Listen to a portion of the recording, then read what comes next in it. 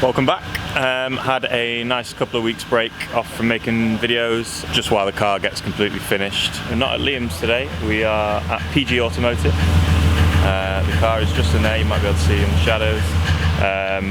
We're with Pip getting the mapping finished. Pip is known as the god of RX-7s, as you can probably see. So I'm fairly certain he knows a thing or two about Japanese cars.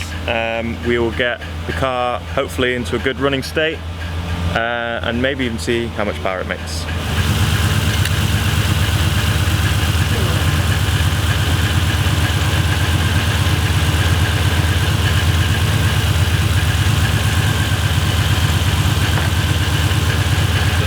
So not a lot has changed since we last saw the car. The main addition is the brake booster.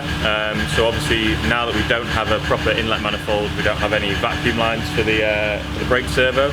So we've had to add in a brake booster unit, which you can see here. That obviously supplements the servo and hopefully means that we will have good brakes, because brakes are quite important.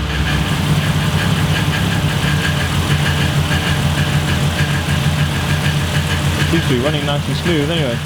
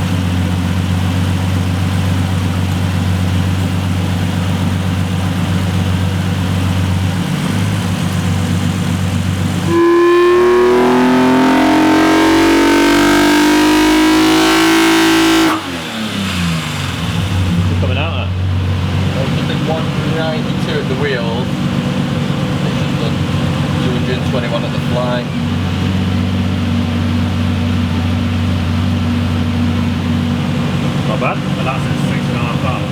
Yeah, you got probably another valve and the internet saying. Yeah. Said don't go over 8.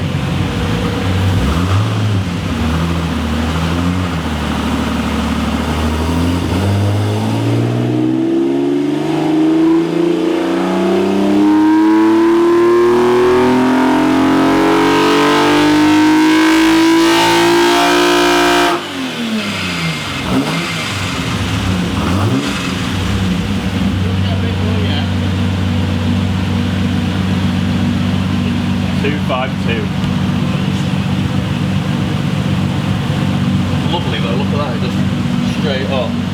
Yeah. You can hear so this. Look, but look, it's still gaining power at 7 grand. That blue one's what we've just done. You can hear this bit here as well. It starts to really come on song here. Yeah.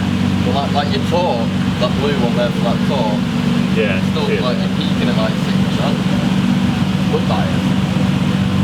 Yeah, so we just done a couple of power runs then. We did it at 6,500 RPM and then maxing out at 7,000 RPM. It sounded ridiculous, but we're still getting gains on the power curve. It's still going up and up and up. Stonks. So yeah, we're going to try and push it to 7.5.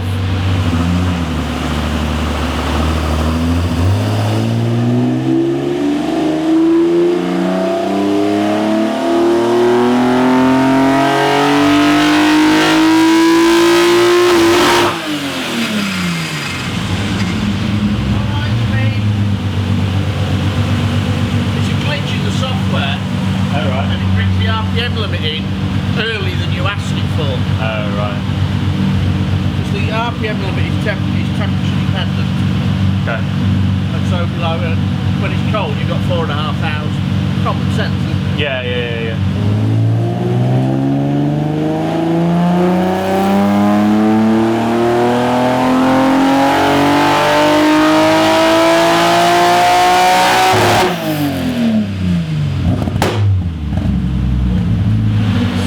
Massively happy with 7.5, so we're just going to bring it back down again. It's not making any more power up there anyway, so I think we'll settle with around 7.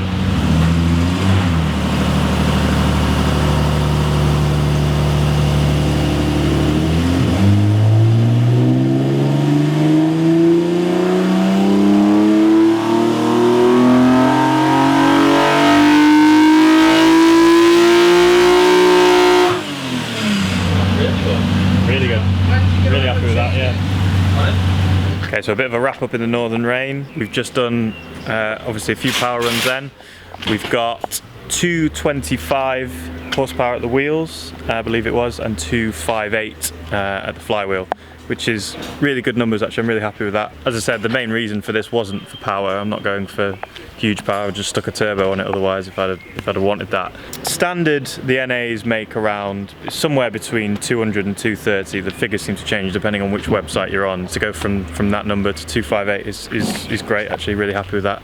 The only other person I know that's done one is Brendan Taft in the US, so he's got an ITB kit on his. He's got 280 lift cam, degree cams, and a lot more sort of supporting mods, and he got around 280 to be 20 horsepower off that. I'm pretty happy with. Next step is obviously to get the car mid-heat and that, and then I'll be able to take it home. What we're going to do is obviously I'm going to drive it around a bit, maybe take it on Castle Combe in August if I think it's ready. And then we'll work out the power deliveries there, see how I'm feeling, and you know, it might want another trip back to Pip and we can tweak a few things, so it's never the end, is it? But yeah, really happy with the results, running nice and smooth. Pip's done an incredible job as usual. So yeah, thanks for watching. Subscribe if you want, if you don't then don't bother. Catch you in a bit, bye bye.